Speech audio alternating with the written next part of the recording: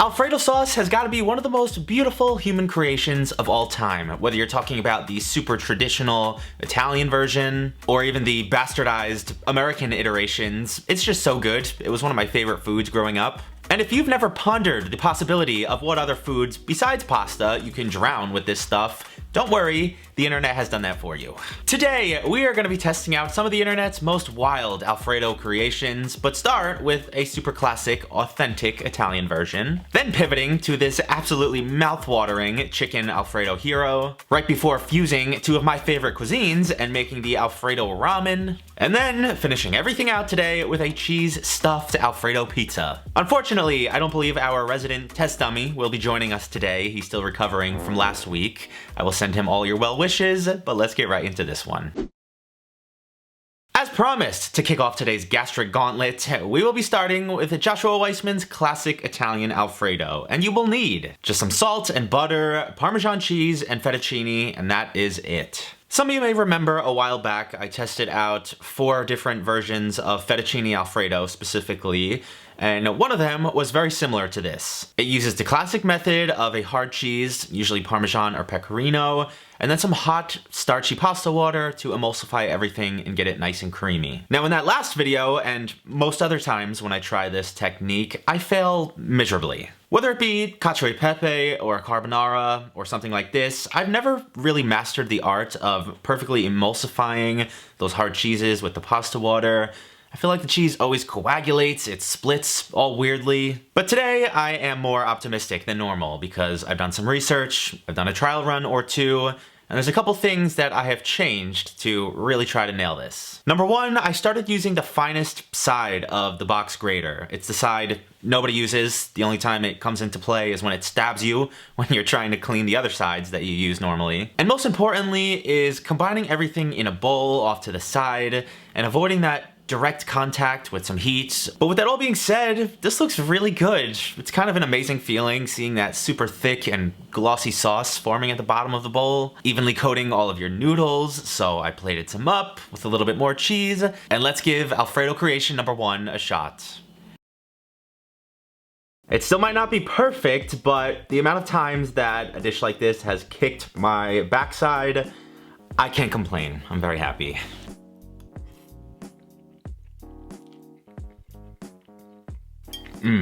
This is by far the closest I've ever gotten to mastering this technique. It's so good. And I'll never not be impressed by the amount of creaminess and what a thick sauce that you can achieve just with some cheese and some pasta water. It's kind of amazing. I will say, one of the biggest cultural disconnects that I don't think I've ever heard anybody talking about is the portion sizes. In the US, we love our gigantic portion sizes. It's very rare you're cooking less than a pound.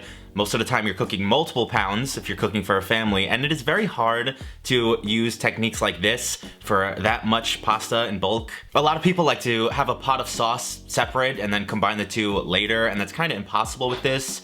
Also, this has to be eaten immediately. You've got about a 10-minute, maybe a 15-minute window of a warm, creamy, thick sauce. After that, it gets kind of funky. Don't get me wrong, I still think it's incredible and essential to a lot of people, and I do think it's worth splurging on a good cheese for. It's very quick and easy once you get the technique down, but I do think some of the next few recipes and sauces are gonna be able to hold their own too.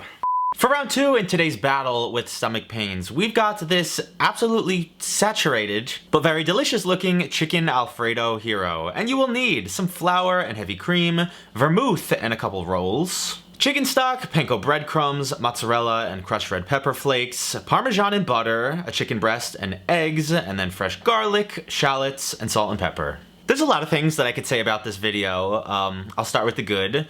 Even though I, at first, thought this was a bizarre and very unique idea, it's not that far off from a chicken parm wedge, or hero, or hoagie, whatever you call it. I sometimes still forget that it's just my little county in New York that calls most sandwiches wedges. Didn't know that until a couple years ago. But yeah, when you compare it to an average chicken parm or a meatball parm, it's not that wild of a concept. The only thing you're changing is subbing in Alfredo sauce instead of the marinara. Everything from the bread, the cheese, the breaded chicken is pretty much the same. I also love any video video like this where it leaves the majority of the components of the dish up to your own discretion, which is why I'm taking the liberty to make my own chicken cutlets that should be super well seasoned, basically deep fried to ensure a nice juicy interior and a real golden crisp on the outside. And I'm bringing back my infamous Ramen Alfredo sauce from I think 2 years ago now, where I basically combined the best parts of Chef John, Sam the Cooking Guy, and I think one other recipe, maybe Tasties, and made my own. But to quickly recap it for you, it is equal parts of the heavy cream, pasta water, and chicken stock that is simmered away for 15 to 20 minutes to get it nice and thick. And then of course finished off with a whole bunch of freshly grated parm that should thicken this up even more. And the best part of an Alfredo sauce like this is that you get a lot of it, multiple cups for however much protein or pastas that you're making, and it reheats really easily. You can microwave it, you can put it over a double boiler, whatever you like. I'm not pretending that this is traditional at all. It might have offended a couple of people out there, but who cares? This thing is damn tasty. I do have a few gripes with that initial video. Number one, why does this bread look so hard? I don't know if it was stale or it just got so dried out when they put it in the pizza oven to melt the cheese, but you know the second somebody bites into that, all the fillings are shooting at all the sides. And it looks like it would cut the hell out of the roof of your mouth. Also, is this not unhealthy enough with the amount of cheese and fat involved? The garlic bread wasn't enough, we had to dump garlic butter on top of the melted cheese. But once our chicken was cooked off and golden and the sauce was thickened up nicely, I combined everything together. My insides might not be that excited, but I sure am. I feel like this is one of those things that you might think about just because of how popular chicken parm things are, but never actually make. Until today, at least, and this thing looks glorious.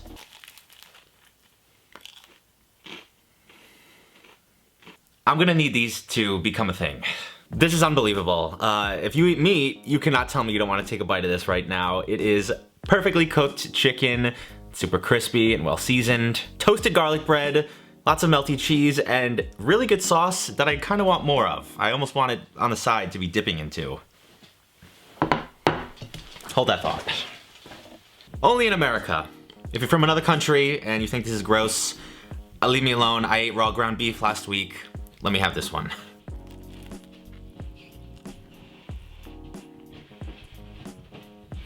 Before I finish this entire thing, I think I overdid the salt a little bit. I really heavily seasoned the raw chicken itself, the dredging station, the sauce. And so there's probably 2 or 3 days worth of sodium in this. Just watch out for that if you make it. But I do think you should. This is a really good concoction. Use a good jarred sauce if you really want to, but you should try this out. Switching over to the simplest Alfredo element of the day, we are going to be trying out this TikTok Alfredo ramen, and for that you will need some heavy cream and pre-shredded Parmesan, a chicken ramen soup and some black pepper, as well as some butter and garlic. I feel like this is definitely something we've seen BuzzFeed make in the past. It is a less than 10-minute, insanely easy dish. You've got to blanch off your noodles until they come apart. You've got to melt the butter, cook the garlic, add the cream and cheese, and that is it. The contrast between this and the other recipes we've done is, one could say, stark. It basically spits in the face of some of those other versions. This guy said, who needs a fancy emulsification or shredding your own 24-month aged parm? And even still, it came out looking pretty decent. I didn't love the yellow tinge that the ramen seasoning packet gave it, but all things considered, can't complain, so let's give this one a taste. I feel like you guys still can't really tell how yellow and unappetizing this is. I feel like it resembles a weird slime. It could have really used some garnish, sesame seeds, some kind of greenery, just to distract you a little bit from what a neon yellow it is, but it should be pretty tasty. As you guys know, I love ramen, I love Alfredo, so this is a match made in heaven to me. But my initial reaction was, I'm kind of shocked by how creamy this sauce is. That sounds stupid. I mean, I'm kind of shocked how easy it was to make this sauce. The cheese melted in with no problem. There is the tiniest bit of grittiness, I would say, but for using pre-shredded Parmesan and reducing a cream for like 3 minutes, this is pretty good results. I do think it leans a little bit rich. After a couple bites, I'm kind of over it a bit. If I was ranking these, it would probably be in 3rd place on the totem pole today. But overall, not bad. And lastly is the Alfredo recipe that I was looking forward to the most by far when I was planning out this video. It is Miriam's personal chicken Alfredo pizzas. And I grabbed some of my leftover Alfredo sauce and chili flakes, some Cajun seasoning and pizza dough, chicken breasts, mozzarella cheese, and fresh parsley. Reasons I was looking forward to this one so much. First of all, these things are so freaking cute. I can't get over them. Don't get me wrong, I love those giant New York style pizzas, but there's also nothing wrong with a little personal pizza once in a while. In addition, we're making some Cajun chicken. This is also the same kind of chicken I made for when I did my Franken Alfredo pasta, and it came out so good. I don't know what it is, I just love that slightly blackened Cajun seasoning on chicken and cream sauces. It's such a good pairing. And finally, the fact that I allowed myself to just buy a store-bought pizza dough and not have to slave over a stand mixer making my own. If you asked me a few years back, I would have swore that making your own dough and letting it proof overnight is the best way to go.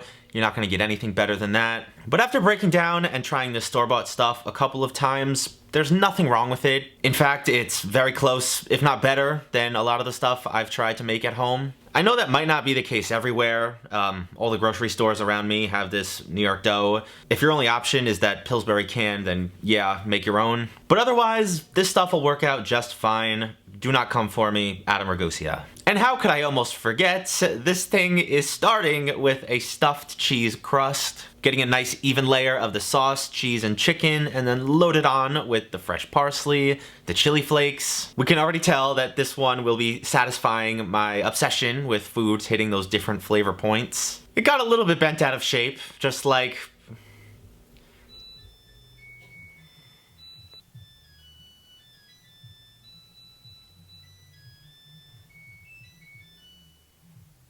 Why do we need a 45-second jingle when the dryer is done? It got a little bit bent out of shape, but other than that, it looks amazing, so let's give it a try. Initial thoughts. Every single time I use that pizza steel now, I'm so proud of the crust that I get, where I don't have that pasta water emulsification down perfectly. I think I've got at-home pizza crust down pretty well. I'm not sure where the cheese went though, in the stuffed crust. Kind of disappeared.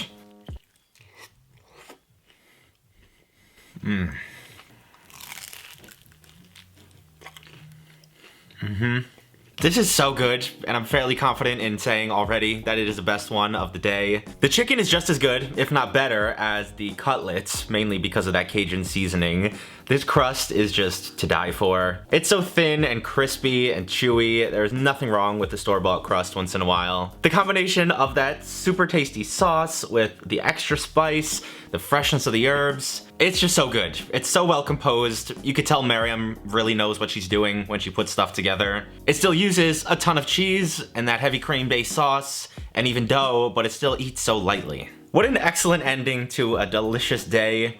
Although, I probably won't be going more than 50 paces from a bathroom for the next 3 to 4 days.